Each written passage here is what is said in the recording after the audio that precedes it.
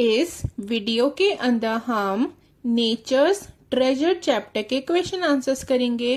तो बच्चों, नेचर हम कहते हैं प्रकृति को और ट्रेजर हम कहते हैं खजाने को।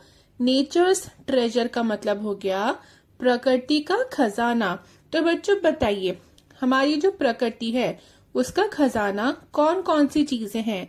तो बच्चों देखिए, जैसे विंड, वाटर, ठीक है, फॉरेस्ट, नेचुरल गैस, एयर, ये सब क्या है? ये सब हमारी प्रकृति का खजाना है, मतलब नेचर्स ट्रेजर है। तो चलिए हम क्वेश्चन आंसर्स को स्टार्ट करते हैं। क्वेश्चन नंबर 1 है, figure 11.9 shows items related to natural resources. Match them with their jumbled up names. Make another table and write the names of these resources. Classify these resources as renewable and non-renewable. तो देखिए बच्चों, renewable resources हम उन resources को कहते हैं जो हमारे नेचर के अंदर खत्म नहीं होंगे और जो हमेशा बनते रहेंगे। और नॉन रिन्यूएबल रिसोर्सेज हम उन रिसोर्सेज को कहते हैं बच्चों जो हमारे नेचर के अंदर लिमिटेड है और जिनको बनने में बहुत ज्यादा टाइम लग जाएगा। ठीक है, मतलब ह्यूमंस की जो लाइफ है उसमें उनका बनना पॉसिबल नहीं है। तो चलिए, इसमें आपको क्या करना है, इसमें आपको बच्चों कुछ रिसोर्सेज दिए गए हैं, कुछ नेचुरल रिसोर्सेज दिए गए हैं। आपको ये बताना है कि कौन से रिसोर्सेज रिन्यूएबल हैं और कौन से नॉन रिन्यूएबल हैं। ठीक है, और फिर बच्चों ये जो रिसोर्सेज है ना, आपको क्या करना है, इनके नामों को ठीक करके लिखना है। तो बच्चों सबसे पहले क्या है, सबसे पहले है वाटर। तो बच्चों वाटर क्या है? वाटर रिन्यूएबल है। ठीक है, ये हमारे नेचर में खत्म नहीं होगा। फिर है, तो बच्चों जो वाटर ह्यूमंस की नीड के लिए जरूरी है या जो वाटर ह्यूमन यूज कर सकते हैं, वो वाटर जो है वो कम है और क्या होगा, वो आगे आने वाले वक्त में बच्चों उसकी शॉर्टेज हो जाएगी। लेकिन वाटर जो है वो रिसाइकल होता है। ठीक है, रिसाइकल हो सकता है, इसलिए ये रिन्यूएबल रिसोर्स है। तो बच्चों नॉन रिन्यूएबल रिसोर्सेज वो रिसोर्सेज जो ह्यूमन लाइफ में जिनका रिसाइकल होना पॉसिबल नहीं है। ओके, फिर है विंड। तो बच्चों विंड क्या है? विंड भी रिन्यूएबल रिसोर्स है। उसके बाद है बच्चों फॉरेस्ट। फॉरेस्ट क्या है? फॉरेस्ट भी रिन्यूएबल रिसोर्स है। फिर बच्चों लास्ट में है रॉक। रॉक एक नॉन रिन्यूएबल रिसोर्स है। अब क्वेश्चन नंबर 2 है, state whether the following statements are true or false. If false, correct them. बच्चों यहाँ पे जो आपको स्टेटमेंट्स दी गई है ना, आपको बताना है कि इनमें से ट्रू कौन कौन सी हैं और फॉल्स कौन सी हैं। और बच्चों जो फॉल्स होगी ना, आपको उसको ठीक करके भी लिखना है। तो पहली स्टेटमेंट है, nature has all the resources to meet human needs. हाँ बच्चों, हमारे नेचर के अंदर वो सारे रिसोर्सेज हैं जो एक ह्यूमन को जिंदा रहने के लिए चाहिए होते हैं। ठीक है, ह्यूमन की नीड्स को पूरा करने के लिए हमारे नेचर के अंदर सारे रिसोर्सेज हैं। तो आप यहाँ पे बच्चों ट्रू लिख दोगे। ठीक है, हमारे पास एयर भी है, हम एयर से सांस लेते हैं, हमारे पास वाटर भी है पीने के लिए, है ना, हमारे पास सनलाइट भी है। फिर सेकंड है, machines are are resource found in nature. तो बच्चों नहीं, ये स्टेटमेंट फॉल्स है। अब इसकी करेक्ट स्टेटमेंट क्या होगी? Machines are human made resources. तो बच्चों मशीन्स क्या है? मशीन्स जो है वो इंसानों के बनाई हुई रिसोर्सेज हैं। ठीक है, वो नेचर की रिसोर्स नहीं है। फिर थर्ड है, natural gas is a non renewable resource. हाँ बच्चों, हमारे जो भी नेचुरल गैसेज हैं वो क्या है? वो सारी नॉन रिन्यूएबल रिसोर्सेज हैं। फिर है, air is a renewable resource. हाँ, ये स्टेटमेंट बच्चों ठीक है। एयर क्या है? एयर जो है वो रिन्यूएबल रिसोर्स है, तो आप यहाँ पे ट्रू लिख दोगे। क्वेश्चन नंबर 3 है, fill in the blanks using the most appropriate option. इसका पार्ट फर्स्ट है, a fuel that is commonly used in 2 wheelers like scooters और बाइक्स इज। तो बच्चों स्कूटर्स और बाइक्स में कौन सा फ्यूल यूज होता है? तो बच्चों पेट्रोल यूज होता है। ठीक है, तो आप बी पे क्या कर दोगे? बी पे आप टिक कर दोगे। उसके बाद है second, an example of a renewable resource is. तो बच्चों इन चारों ऑप्शन में से कौन सा एग्जाम्पल है रिन्यूएबल रिसोर्स का, तो बच्चों वो है वाटर। ओके, अब क्वेश्चन नंबर 4 है, classify the following as renewable और non renewable resources, coal, natural gas, forest and minerals. तो बच्चा आपको बताना है कि ये जो आपको 4 चीजें दी गई है ना, इनमें से रिन्यूएबल रिसोर्सेज कौन से हैं और नॉन रिन्यूएबल कौन से हैं। तो बच्चों कोयला क्या है, ये एक नॉन रिन्यूएबल रिसोर्स है। नेचुरल गैस बच्चों ये भी नॉन रिन्यूएबल रिसोर्स है। फॉरेस्ट जो है वो रिन्यूएबल रिसोर्स है। मिनरल्स बच्चों मिनरल्स भी नॉन रिन्यूएबल रिसोर्सेज हैं। ओके, फिर अब क्वेश्चन नंबर 5 है, why do we say that petroleum is a non renewable resource. तो बच्चा आपको ये बताना है कि पेट्रोलियम जो है वो नॉन रिन्यूएबल रिसोर्स क्यों है, हम उसे नॉन रिन्यूएबल रिसोर्स क्यों कहते हैं। तो आप इसका आंसर लिखोगे, petroleum is a non renewable resource because it takes millions of years to form from the remains of organisms. Once it is used, it cannot be easily replaced within a human lifespan. तो बच्चों petroleum क्या है, petroleum एक non renewable resource है। क्यों, क्योंकि देखिए बच्चों जो ऑर्गेनिजम्स हैं उनके जो रिमेन्स हैं, तो ऑर्गेनिजम्स के रिमेन्स से क्या बनता है, पेट्रोलियम बनता है ना, और उसको बच्चों बनने में क्या लग जाएगा, कितना टाइम लग जाएगा, मिलियंस ऑफ ईयर्स लग जाएंगे। ठीक है, अब ये जो चीज है ये ह्यूमन लाइफ स्पैन में पॉसिबल नहीं है। ठीक है, तो इस वजह से हम इसको नॉन रिन्यूएबल रिसोर्स कहते हैं। बच्चों नॉन रिन्यूएबल रिसोर्स वो होते हैं जिनको मिलियंस ऑफ ईयर्स लग जाते हैं दोबारा से बनने में। फिर क्वेश्चन नंबर 6 है, it is difficult to regrow forest, justify this statement. तो बच्चों देखिए, आप ये एक स्टेटमेंट दी गई है कि जो जंगल होते हैं उनको दोबारा से उगाना जो है वो मुश्किल हो जाता है ना। तो आपको इस स्टेटमेंट को जस्टिफाई करना है। तो आप लिखोगे इसका answer, forest regrowth can be difficult because it takes many years for trees to get mature. देखिए बच्चों, फॉरेस्ट की जो रीग्रोथ है वो क्या है, वो डिफिकल्ट है। क्यों, क्योंकि ट्रीज को जो है वो बहुत साल लग जाते हैं मेच्योर होने में। Additionally due to the deforestation the soil lose its nutrients and become less conductive to the growth of new plants. तो बच्चों देखिए, जो पेड़ों को काटने का जो प्रोसेस है जिसको हम डिफॉरेस्टेशन कहते हैं, उसकी वजह से सॉइल जो है वो अपने क्या लूज कर देती है बच्चों, अपने न्यूट्रिएंट्स लूज कर देती है। सॉइल में से न्यूट्रिएंट्स उसके खत्म हो जाते हैं और सॉइल जो है वो नए प्लांट्स की ग्रोथ के लिए क्या होती है बच्चों, वो काम नहीं आती है ना।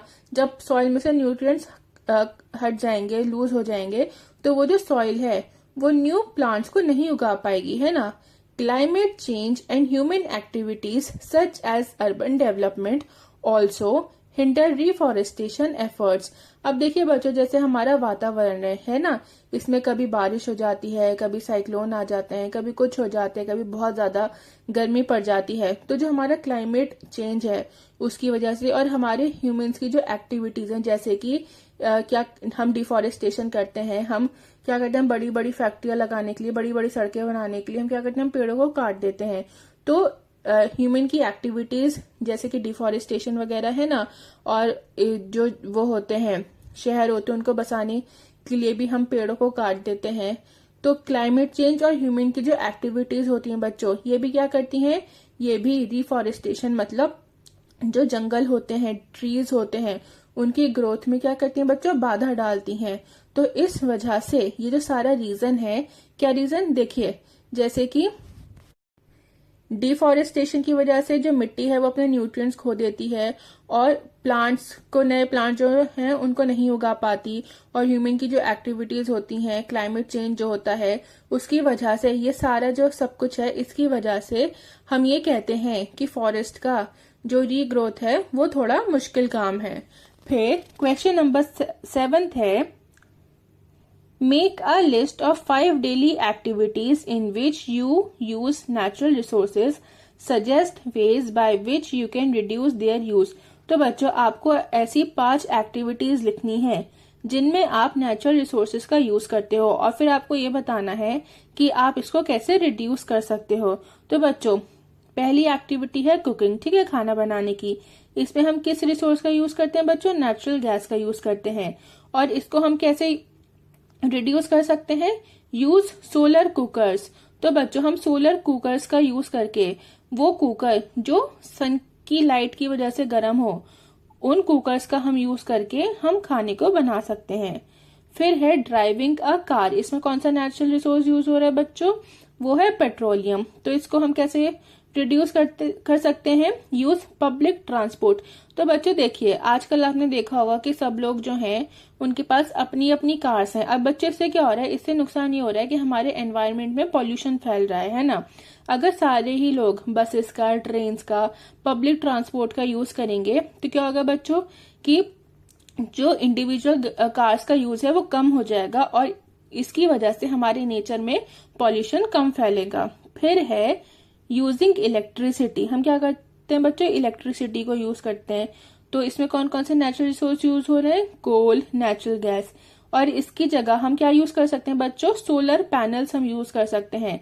सोलर पैनल्स आपने देखा होगा काफी लोगों के घरों की छतों पे लगा होता है, और वो क्या करते हैं बच्चों? सूरज की रोशनी जो होती है, सूरज की जो लाइट होती है, उसका यूज करके क्या मिलती है बच्चों? इलेक्ट्रिसिटी मिलती है। फिर है यूजिंग पेपर। तो इसमें कौन सा नेचुरल रिसोर्स यूज हो रहा है बच्चों? ट्रीज का, पेड़ों का। हम क्या कर सकते हैं? पेपर की जगह हम डिजिटल डॉक्यूमेंट्स यूज कर सकते हैं। फिर है बाथिंग। इसमें हम कौन सा नेचुरल रिसोर्स यूज कर रहे हैं बच्चों? वाटर। ठीक है, अब हम इसको कैसे रिड्यूस कर सकते हैं? तो देखो बच्चों, आपने कई बार देखा होगा कि काफी लोग क्या करते हैं, वो बहुत देर तक नहाते हैं। ठीक है, अब जब वो बहुत देर तक नहाते हैं तो उसकी वजह से बहुत ज्यादा पानी यूज होता है। तो हमें क्या करना चाहिए? हमें थोड़ा कम नहाना चाहिए। तो जब हम कम नहाएंगे तो कम पानी हमारा यूज होगा और वो वेस्ट होगा कम पानी। ठीक है। फिर है question number 8, list 4 activities that are possible due to the presence of air. बच्चों आपको यहाँ पे 4 एक्टिविटीज बतानी है जो एयर की वजह से, जो हवा की वजह से, जिनका होना जो है वो पॉसिबल होता है। तो आप लिखोगे बच्चों बर्निंग। ठीक है बच्चों, आग जो है वो एयर की वजह से ही जलती है। रेस्पिरेशन, हम सांस भी एयर की वजह से ही लेते हैं। फ्लाइंग काइट्स, जो हम पतंग उड़ाते हैं आसमान में, वो भी हवा की वजह से ही उड़ती है। सेलिंग ऑफ बोट, और बच्चों नाव जो है वो भी किसकी वजह से तैरती है? वो भी हवा की वजह से तैरती है। और बच्चों एयरप्लेन्स, जो एरोप्लेन्स होते हैं, वो भी हवा की वजह से ही क्या करते हैं बच्चों? उड़ते हैं। ठीक है। फिर क्वेश्चन नंबर 9 है, how can you contribute towards enhancing the green cover of your locality? Make a list of actions to be taken. तो बच्चों आपको यहाँ ये बताना है कि आप अपने जिस एरिया में रहते हो वहां पे आप ग्रीनरी को कैसे बढ़ा सकते हो। ठीक है, आप वहां की ग्रीनरी कैसे प्रोटेक्ट कर सकते हो, आपको इन सब के बारे में लिखना है। तो देखो, आप लिखोगे प्लांट ट्रीज, हम बच्चों पेड़ लगाएंगे। Protect existing greenery from being cut, और जो भी पेड़ पौधे वहां पे लगे हुए हैं उनको कटने से बचाएंगे। Water plants regularly and remove weeds, और बच्चों हम प्लांट्स के अंदर क्या करेंगे? रेगुलर पानी डालेंगे और उसके आसपास जो भी वीड्स हैं, बच्चों वीड्स क्या होते हैं? वीड्स जो हैं वो अनवांटेड प्लांट्स होते हैं। ठीक है, हम क्या करेंगे? उन वीड्स को वहां से हटा देंगे। Encourage others to grow plants in their gardens, और हम दूसरों को क्या करेंगे बच्चों? दूसरों को हम एनकरेज करेंगे कि वो अपने गार्डन्स के अंदर प्लांट्स जो हैं उनको उगाएं। फिर है create compost for gardens from food scrap, और बच्चों जो फूड स्क्रैप होता है जैसे कि फलों के छिलके, सब्जियों के छिलके है ना, इन सब चीजों से हम क्या करेंगे? हम गार्डन के लिए कंपोस्ट बनाएंगे, मतलब खाद बनाएंगे। बच्चों कंपोस्ट हम कहते हैं खाद को। ठीक है। फिर है question number 10, in the given illustration we see that food is being cooked. देखिए बच्चों, आप ये जो पिक्चर है इसमें आप देखो, इसमें क्या देख के पता चल रहा है कि खाना पक रहा है। अब ये खाना कैसे पक रहा है? तो बच्चों देखिए, जो खाना पक रहा है ना, ये सोलर एनर्जी की वजह से पक रहा है। ठीक है, जो सूरज है उसकी जो गर्मी है उसकी वजह से पक रहा है। ठीक है। Answer the following question first, what type of energy is being used for cooking. आपको ये बताना है कि कौन सी एनर्जी जो है वो खाना बनाने के यूज हो रही है। तो बच्चों आप लिख दोगे सोलर एनर्जी। उसके बाद सेकंड है, name 1 benefit and 1 drawback of using this type of energy for cooking. आपको देखिए बच्चों एक फायदा बताना है और एक नुकसान बताना है ये जो सोलर एनर्जी है इसको यूज करने का। ठीक है, तो देखिए बच्चों, आप पहले बेनिफिट लिख दोगे, solar energy is a renewable and environment friendly. तो बच्चों सोलर एनर्जी जो है वो क्या है, वो रिन्यूएबल है, ठीक है, और एनवायरमेंट फ्रेंडली भी है। इससे हमारे जो वातावरण है उसमें कोई भी नुकसान नहीं पहुंचता। अब इसका ड्रॉबैक क्या है, solar energy can not be used during cloudy days और एट नाइट। तो बच्चों सोलर एनर्जी जो है ना वो किसकी वजह से है, वो सूरज की वजह से है। अब देखिए ऐसे दिन जहां पर सूरज ना निकले, है ना, बहुत ज्यादा सूरज तो बच्चों निकलते ही है, मतलब सूरज की जो रोशनी है वो कम हो और बहुत ज्यादा बादल हो, बारिश हो, है ना, तो क्लाउडी डेज पे ये सोलर एनर्जी यूज नहीं हो सकती। और रात में भी सोलर एनर्जी यूज नहीं हो सकती। क्यों? क्योंकि बच्चों रात में सूरज होता ही नहीं है। फिर क्वेश्चन नंबर 11 है, cutting down trees on a large scale impacts the quality of the soil, why do you think it is so. तो देखिए बच्चों, जब हम बहुत ज्यादा पेड़ों को काट देते हैं तो उसकी वजह से जो मिट्टी है उसकी क्वालिटी में क्या आ जाते हैं बच्चों, फर्क आ जाते हैं, मिट्टी की क्वालिटी अच्छी नहीं रहती है ना। तो आपको बताने इसका क्या रीजन है, तो आप इसका आंसर लिखोगे, trees are essential for healthy soil. तो बच्चों देखिए, एक हेल्दी सॉइल के लिए, हेल्दी मिट्टी के लिए पेड़ जो है वो बहुत ज्यादा जरूरी हैं। Their roots hold the soil preventing erosion. तो देखिए बच्चों, सबसे पहले मैं आपको सॉइल इरोजन की डेफिनेशन बता देती हूँ। Soil erosion is the process by which soil is detached and moved by wind और वाटर। तो देखिए बच्चों, हमारी जो रूट्स होती हैं, पेड़ों की जो रूट्स होती हैं वो क्या करती हैं, वो मिट्टी को, सॉइल को क्या करती हैं, होल्ड करती हैं, मतलब पकड़ती हैं, पकड़ के रखती हैं। क्यों? ताकि सॉइल जो है उसका इरोजन ना हो। मतलब सॉइल जो है बच्चों वो विंड के जरिए या वाटर के जरिए मूव ना करे। They also shed leaves and other organic matter that decomposes into nutrients improving soil fertility. अब बच्चों, जो पेड़ होते हैं उन पे से जब पत्तियां गिरती हैं और दूसरा ऑर्गेनिक मैटर गिरता है, उससे क्या होता है, उससे ये जो लीव्स होती हैं और ये जो ऑर्गेनिक मैटर होता है ये क्या होता है बच्चों, डिकम्पोज हो जाता है। और जब ये डिकम्पोज होता है तो जो हमारी सॉइल है उसमें न्यूट्रिएंट्स जो हैं वो बढ़ जाते हैं, सॉइल में न्यूट्रिएंट्स ऐड हो जाते हैं। और इससे क्या होता है, इससे सॉइल की जो फर्टिलिटी है, मतलब सॉइल की जो न्यू प्लांट्स को ग्रोथ करने की कैपेसिटी है वो बढ़ जाती है। सॉइल जो है वो न्यू प्लांट्स को अच्छे से ग्रो कर पाती है। Trees also regulate soil temperature and moisture. और बच्चों, जो पेड़ होते हैं ना वो मिट्टी का जो तापमान है, सॉइल का जो टेम्परेचर है उसको भी मेंटेन रखते हैं। और बच्चों, हमारी जो सॉइल है उसके अंदर मॉइस्चर को भी ट्रीज जो है वो मेंटेन रखते हैं।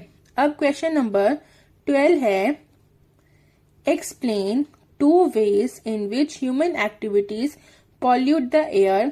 Propose 1 action which can help in reducing air pollution. तो बच्चों देखिए, आपको ये बताना है कि ह्यूमन की जो एक्टिविटीज होती हैं वो एयर को कैसे पॉल्यूट कर रही हैं, ठीक है। और फिर आपको बच्चों एक एक्शन बताना है जिससे आप जो एयर पॉल्यूशन है उसको कम कर सको। तो देखिए, आप इसका आंसर लिखोगे, 2 ways humans pollute the air। तो 2 तरीके जिससे ह्यूमंस जिससे जो इंसान है वो हवा को गंदा कर रहे हैं। तो बच्चों देखिए, फर्स्ट में आप लिख दोगे, burning fossil fuels releases harmful pollutants like carbon dioxide, carbon monoxide and nitrogen oxides etcetera into the air. तो देखिए बच्चों, जब हम फॉसिल फ्यूल को बर्न करते हैं, जैसे कि पेट्रोल हो गया, है ना, जब हम फॉसिल फ्यूल को बर्न करते हैं तो उससे क्या होता है कि हार्मफुल पॉल्यूटेंट्स जो हैं वो क्या होते हैं बच्चों, वो रिलीज होते हैं। और जब वो रिलीज होते हैं, जैसे कि कौन कौन से, जैसे carbon dioxide, carbon monoxide, nitrogen oxide, इससे क्या होता है, जब ये रिलीज होते हैं तो हमारी एयर में क्या हो जाता है बच्चों, पॉल्यूशन क्रिएट हो जाता है। फिर और देखिए बच्चों, ये जो पॉल्यूशन होता है ना बहुत ज्यादा हार्मफुल होता है हमारे लंग्स के लिए। फिर सेकंड है, deforestation reduces the number of trees that can absorb carbon dioxide. और देखिए बच्चों, जो पेड़ हैं अगर हम उन्हें काट देते हैं तो जब हम पेड़ को काट देंगे तो जो पेड़ हैं वो कार्बन डाइऑक्साइड को क्या करेंगे बच्चों, वो उसको एब्जॉर्ब नहीं कर पाएंगे। देखिए, आपने बच्चों सुना ही होगा कि पेड़ जो हैं वो कार्बन डाइऑक्साइड को इनहेल करते हैं और ऑक्सीजन को एक्सहेल करते हैं। और ह्यूमंस जो हैं वो क्या करते हैं, वो ऑक्सीजन को इनहेल करते हैं और कार्बन डाइऑक्साइड को एक्सहेल करते हैं। बच्चों, अगर पेड़ नहीं होंगे तो हमारे एनवायरनमेंट में कार्बन डाइऑक्साइड की जो अमाउंट है वो बहुत ज्यादा बढ़ जाएगी। ठीक है, तो डिफॉरेस्टेशन क्या करता है, डिफॉरेस्टेशन जो है वो क्या करता है, तो जो पेड़ों की कार्बन डाइऑक्साइड को एब्जॉर्ब करने की जो क्षमता होती है उसको कम कर देता है। हमारे एनवायरनमेंट में डिफॉरेस्टेशन की वजह से काफी ज्यादा कार्बन डाइऑक्साइड होता है। क्यों? क्योंकि बच्चों पेड़ ही नहीं होंगे तो कार्बन डाइऑक्साइड कैसे एब्जॉर्ब होगा। One action to reduce air pollution, promote the use of public transport and electric vehicles.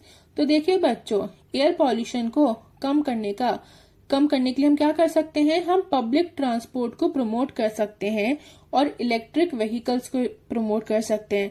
बच्चों, जैसे मैंने आपको पहले ही बताया कि आजकल हर एक इंसान के पास अपनी अलग गाड़ी है, वो उसको यूज कर रहे हैं ना। तो जितने लोग कार्स को यूज करते हैं उससे क्या हो रहा है बच्चों, बहुत ज्यादा हमारे एनवायरनमेंट में, हमारे एयर के अंदर पॉल्यूशन क्रिएट हो रहा है।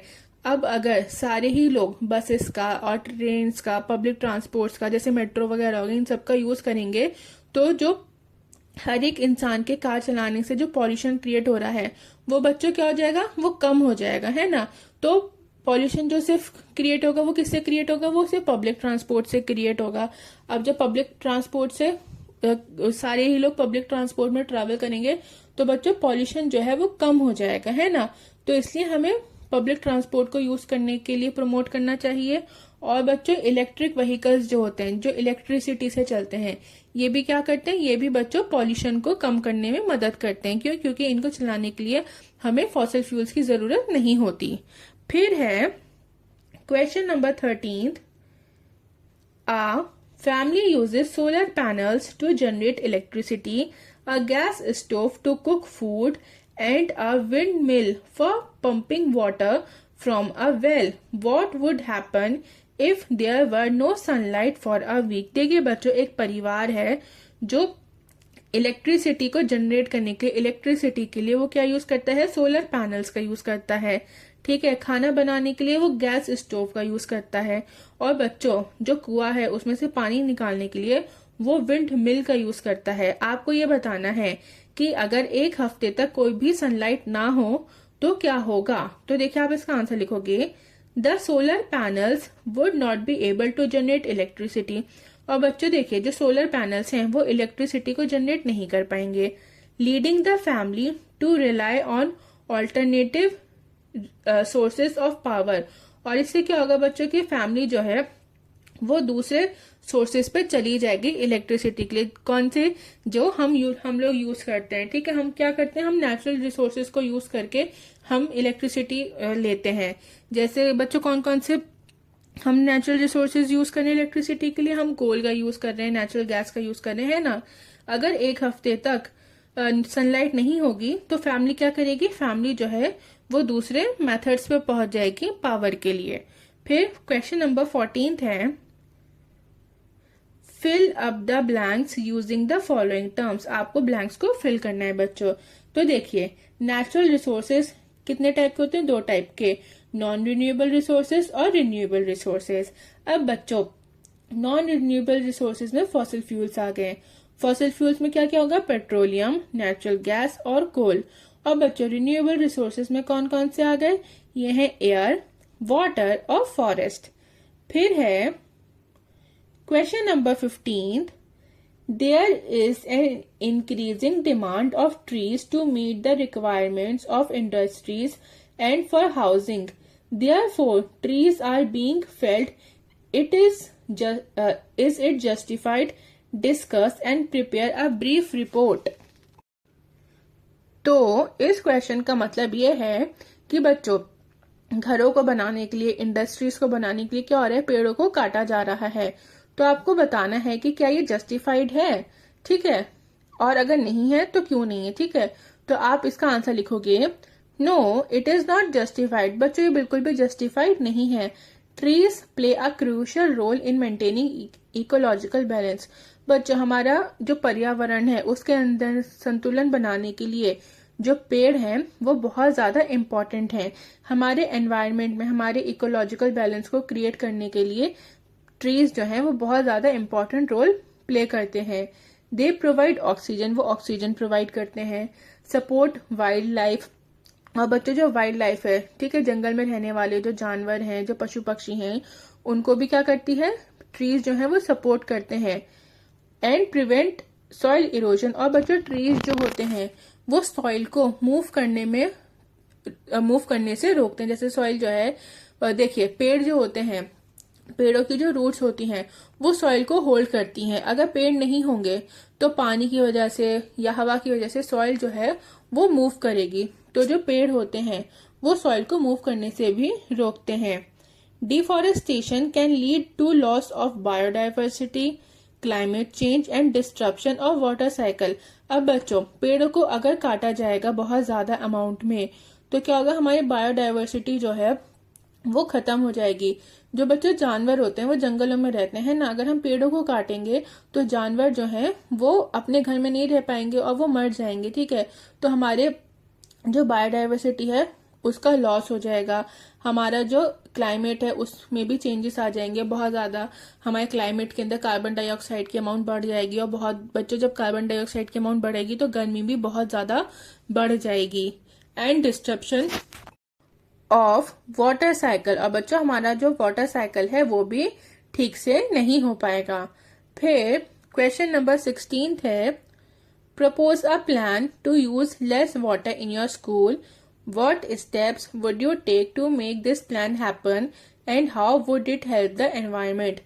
आपको क्या करना है, आपको एक प्लान प्रपोज करना है जिसमें क्या हो, जिसमें ये हो कि आपके स्कूल के अंदर पानी जो है वो कम यूज करा जाएगा। आपको बताना है कि इस प्लान को पूरा करने के लिए आप कौन कौन से स्टेप्स को फॉलो करोगे, और आपको ये भी बताना है बच्चों ये एनवायरमेंट को कैसे हेल्प करेगा। देखिए plan to use less water, क्या प्लान है, कम पानी को यूज करने का प्लान है। तो उसके लिए हम क्या क्या स्टेप्स लेंगे, देखिए फर्स्ट स्टेप होगा मॉनिटर वाटर यूसेज। हम ये देखेंगे कि पानी जो है क्या वो ठीक जगह पे यूज हो रहा है या नहीं। Fix leaky faucets and toilets to prevent water waste, जो भी नल होंगे जो लीक कर रहे होंगे और जो टॉयलेट्स होंगे जो लीक कर रहे होंगे तो हम क्या करेंगे बच्चों, उनको ठीक करेंगे ताकि वाटर जो है वो वेस्ट ना हो। Collect rain water for gardening and cleaning, और जो बारिश का पानी होता है उसको हम गार्डनिंग के लिए और साफ सफाई के लिए यूज करेंगे।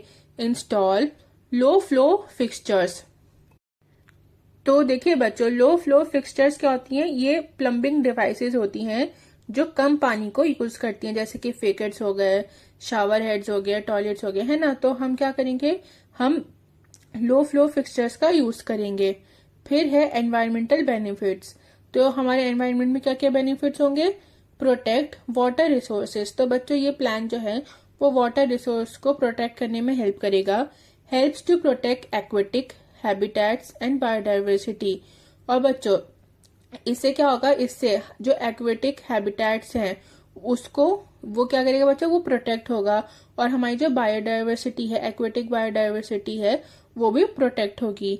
Reduce the strain on water resources caused by climate change, बच्चों हमारे क्लाइमेट चेंज की वजह से जो वाटर रिसोर्सेज के ऊपर स्ट्रेस पड़ रहा है, जो दबाव पड़ रहा है, तो क्या होगा बच्चों, जब हम पानी का ठीक से यूज करेंगे, पानी को वेस्ट नहीं करेंगे, तो वो जो दबाव है ना बच्चों वो भी क्या हो जाएगा, वो भी कम हो जाएगा। आपके इस चैप्टर के क्वेश्चन आंसर्स कंप्लीट होते हैं। अगर आपको वीडियो अच्छी लगी हो, पसंद आई हो, तो बच्चों प्लीज वीडियो को लाइक और चैनल को सब्सक्राइब कर दें और बेल आइकन को भी प्रेस कर दीजिएगा ताकि जब भी मैं कोई न्यू वीडियो अपलोड करूं तो आपको उसका नोटिफिकेशन मिल जाए।